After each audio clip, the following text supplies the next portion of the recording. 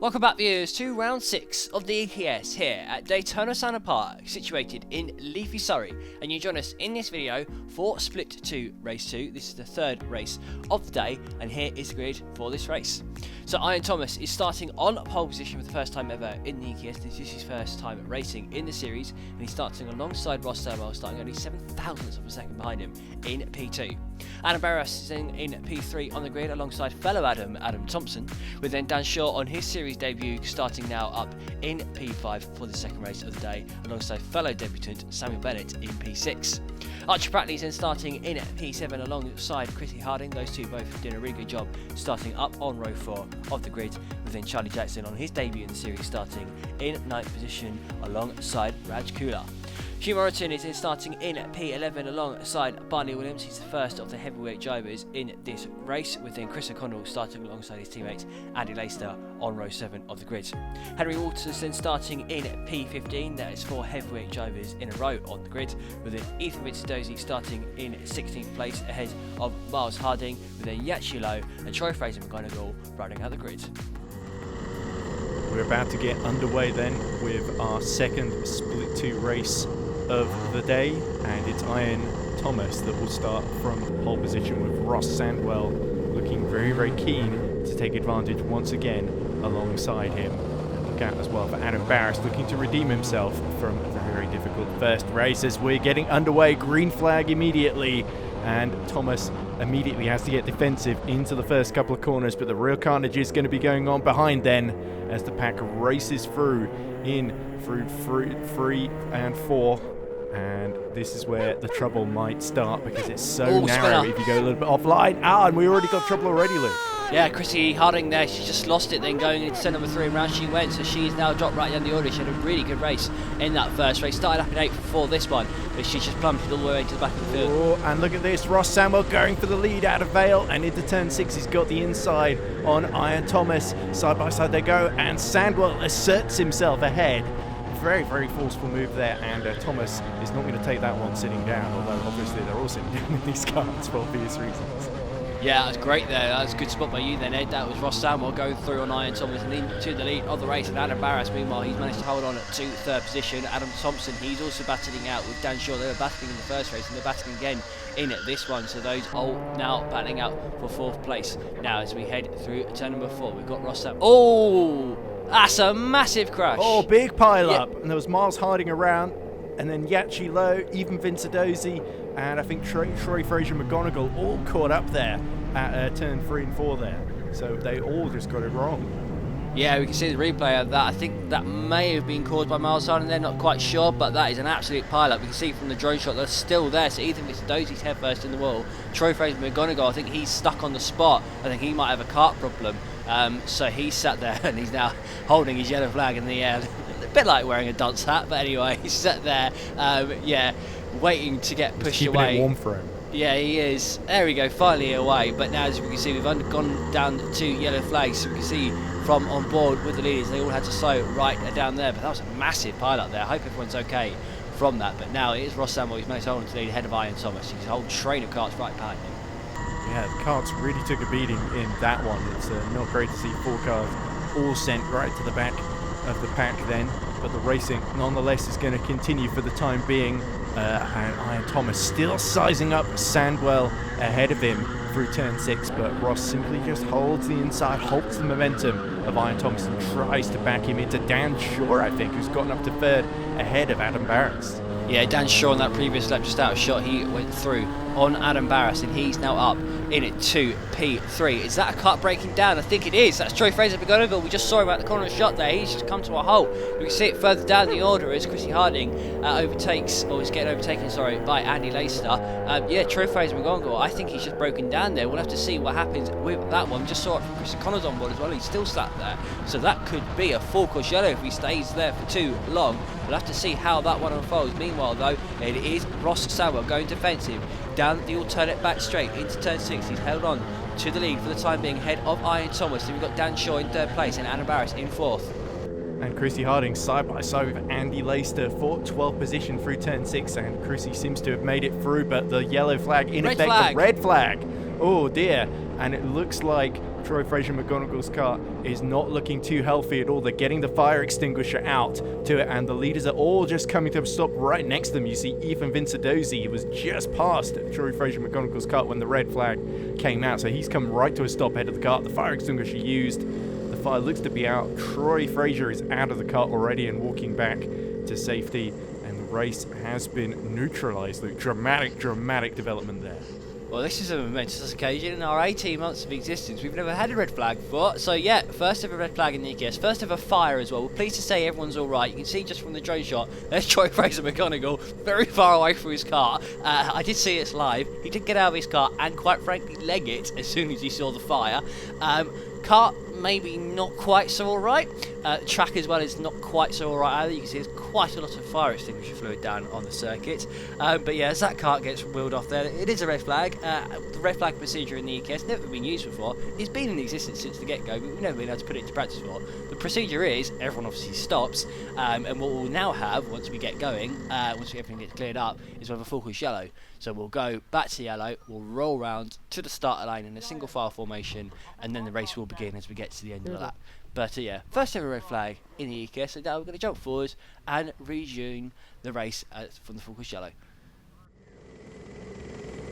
Okay, so with Troy Fraser McGonagall's car moved out of the way of danger, the mess cleaned up, looks like the field is about to get back underway once again with Ross Sandwell at the front, at the summit of the field, leading away from Ieuan Thomas, and Dan Shaw in third, Adam Barras in fourth, Adam Thompson fifth, Samuel Bennett in sixth, Archie Bradley seventh with Raj Kular behind him in eighth, then Barney Williams ninth, Charlie Jackson rounding out the top 10, Hugh Morton 11th, Chrissy Harding 12th, Andrew Laister in 13th, Miles Harding 14th, Yachi Lowe 15th, Chris O'Connell 16th, Henry Walter 17th, and Ethan Vincendozi a lap down actually, because Ross Sandwell's just got going ahead of Ethan Vincendozi somewhat confusingly here. So this is a bit of a nightmare for Ieuan Thomas, and you can see him gesticulating. He knows there's a lapped car in between himself and the leader, and that gives Ross Sandwell a little bit of breathing room at this restart loop.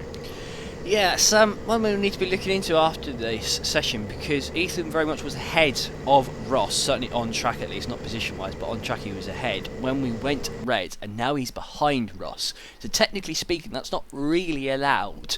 When you go and resume the race, you should be in the same position, certainly track position, as you were before the red. So that's one that the stewards will need to look into after the race to see exactly what happened and whether they were instructed to do that, or whether they have gone and kind of broken ranks and done that on their own, of course. That's something that needs to be looked into, of course. Overtaking on the yellow is quite a serious offence, usually hit with a 30-second penalty here in the EKS. So if he is found guilty to have done that, then yeah, that will be quite a debilitating penalty for Ross Sandwell. But as they come through the penultimate corner here, Ethan Vincendozi, he spins it there, he tries to warm his tyres up. We are about to get going as we come up to the start line.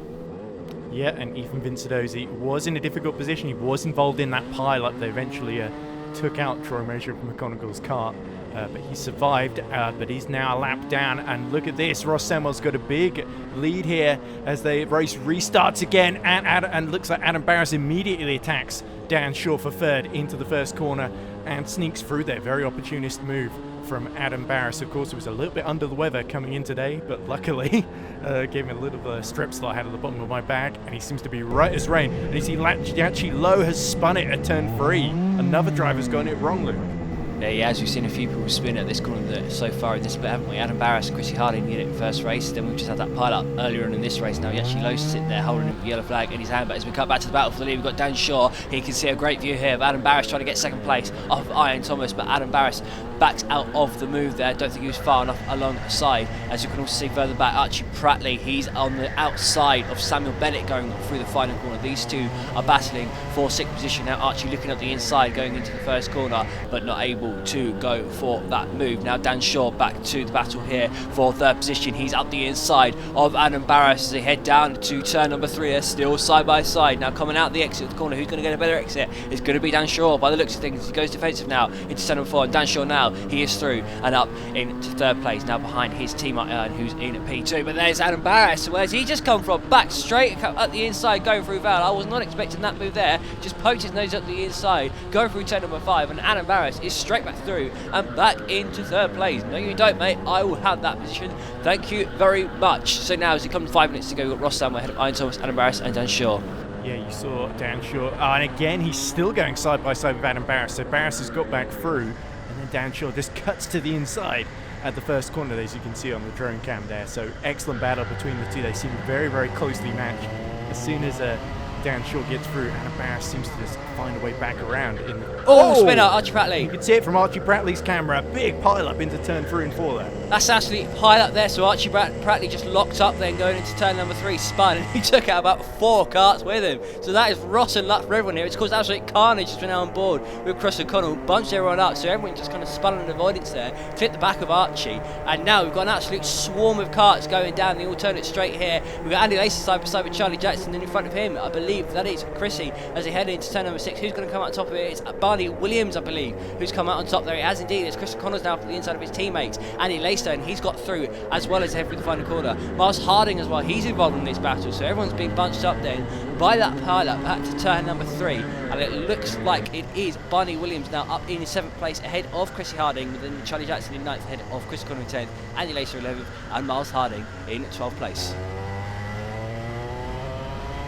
Yeah, such a shame for Prattley and for Raj Kula, who was running right next to Prattley at the time as well. That's really cost both of them a load of places down in 15th and 16th. But for the likes of Barney Williams, Chrissy Harding, Charlie Jackson, that's a load of places they've gained, and they're all going to keep squabbling over that 7th position. Meanwhile, up front, Ieuan Thomas still challenging Ross Sandwell. He's certainly not given up now that they've cleared that lap car of Ethan Vincedozzi. Thomas looks just that little bit more confident on the exit of some of these corners here, Luke, and he's giving Sandwell a real hard time. Sandwell looking for that first on the road win in a long, long time.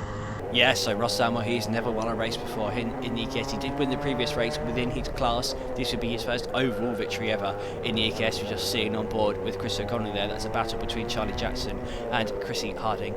Charlie actually races at Teams Crawley, where Chrissy is chief instructor. So normally they're a staff-customer relationship. For the first time, I think, in a long time, these two are racing together, as Ieuan Thomas is now back on the back bumper of Ross Sandwell as they come out of the final corner. So Ieuan's all over the back. Ross obviously under investigation for that potential OTY at the end of that red flag procedure, so that will have to be looked into after the race to see exactly what happened. We'll have to review their onboard cameras to get to the bottom of it. But Ieuan all over the back of Ross. These two separate classes. Remember, Ross a senior driver, Ieuan a junior driver. Neither have won before in the EKS, so this is going to be a debut win for either of them in this race.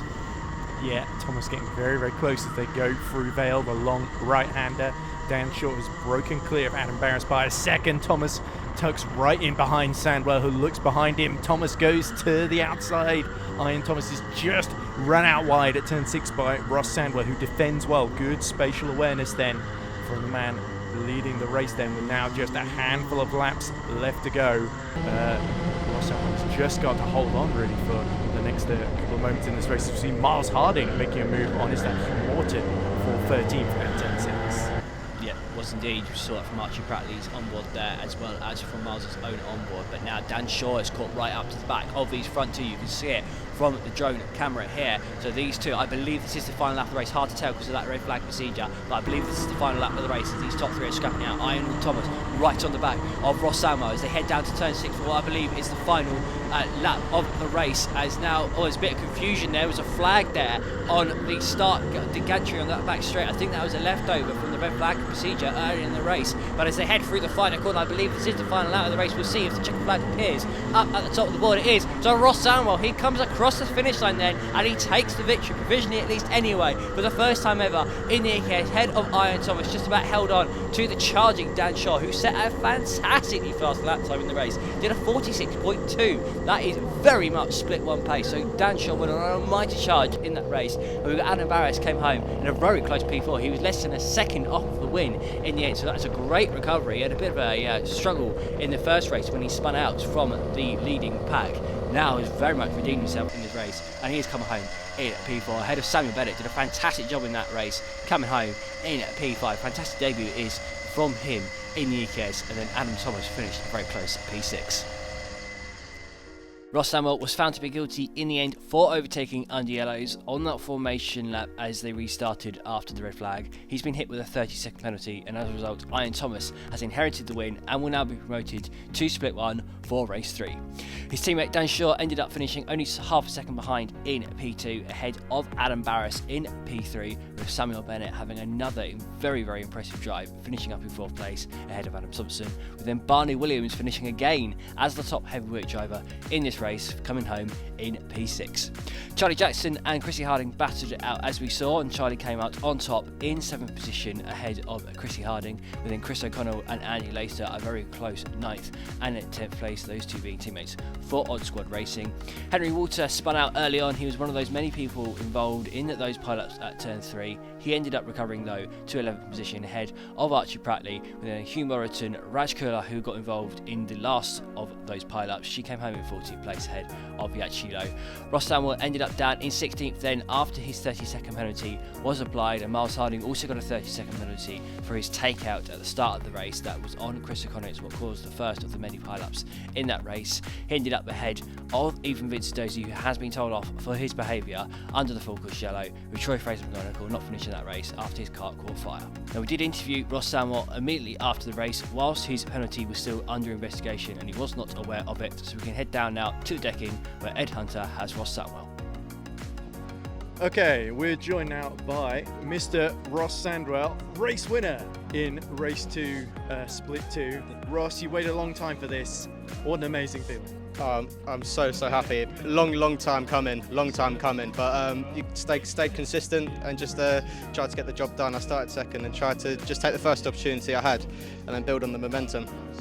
Yeah, and Ieuan Thomas really pushed you all the way, didn't he? Sorry?